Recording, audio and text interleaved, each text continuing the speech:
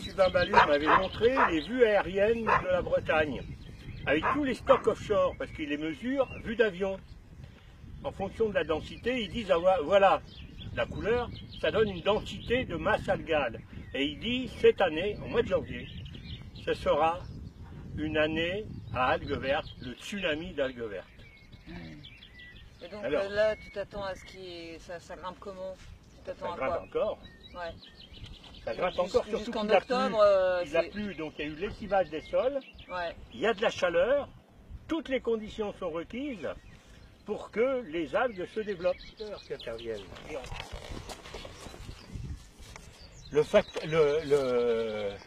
déterminant pour qu'il n'y ait plus d'algues vertes, c'est qu'il faut qu'il y ait de l'eau de planquette ou de l'eau de luchon qui circule dans les ruisseaux de Bretagne. C'est ça la solution.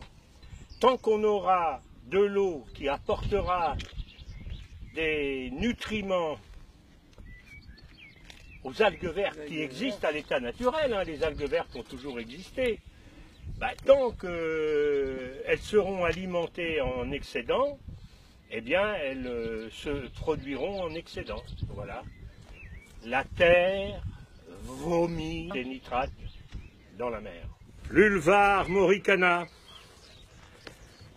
la salade au début, on appelait ça dans les années 70, on appelait ça la salade parce que ça paraissait comme une salade, comme ça. Et c'était pas... on en mangeait.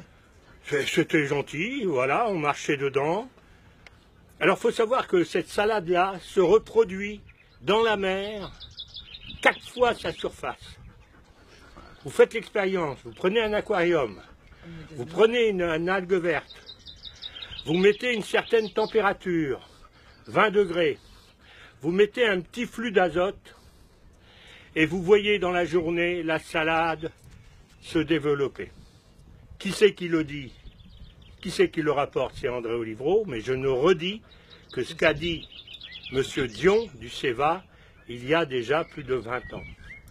Donc on sait que les algues vertes se reproduisent facilement dans la période actuelle de température, de luminosité et d'eau tranquille, c'est-à-dire un régime de l'eau dit laminaire. Voilà, et donc c'est pour ça qu'on se retrouve avec ce tsunami cette année. Donc, ça prouve qu'il y a faillite du plan algues vertes et que tout un tas d'associations dites collaboratives ont encore signé la reconduction de ce plan, alors qu'on sait que les crédits utilisés par ces plans ne sont utilisés qu'au tiers. Le tiers des crédits est simplement utilisé. Ça veut dire qu'il y a un frein objectif de la part de la corporation agricole à changer. Un frein. Parce qu'il en est quoi des 7 millions pour lesquels l'État a été assigné à rembourser les Côtes d'Armor par rapport au ramassage des algues?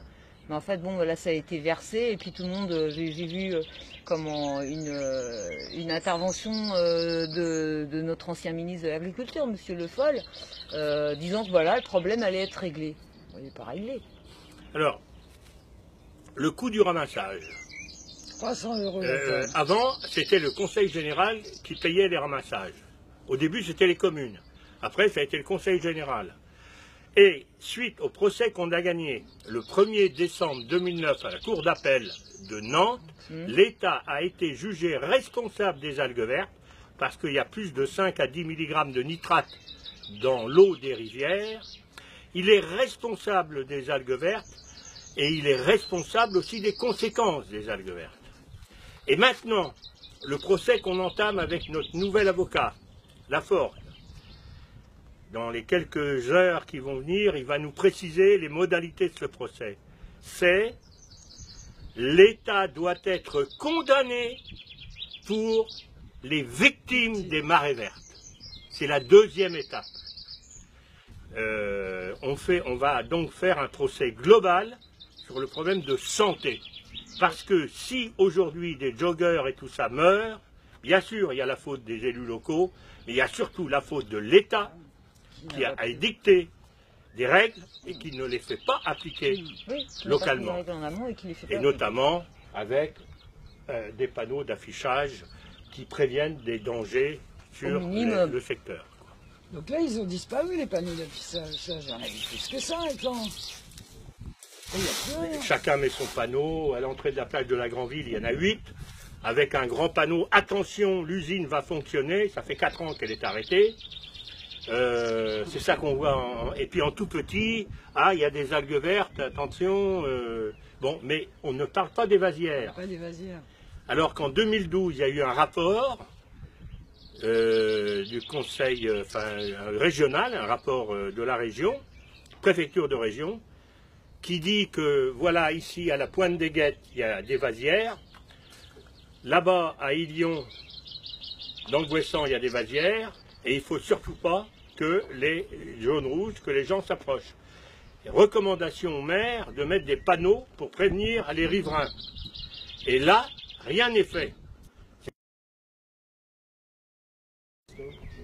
En fait, le principe, c'est que les paysans préfèrent maintenant acheter de la terre pour que les... Oui, c'est de l'azote, c'est des nitrates. Hein. Et les paysans préfèrent étendre leur terre, racheter des terres aux alentours de leurs élevages pour ne pas avoir besoin notamment de faire l'acquisition, d'investir dans une station de retraitement. Parce qu'ils ont droit à temps par bête, par tête. Donc c'est un peu plus pour les vaches, un peu moins pour les moutons.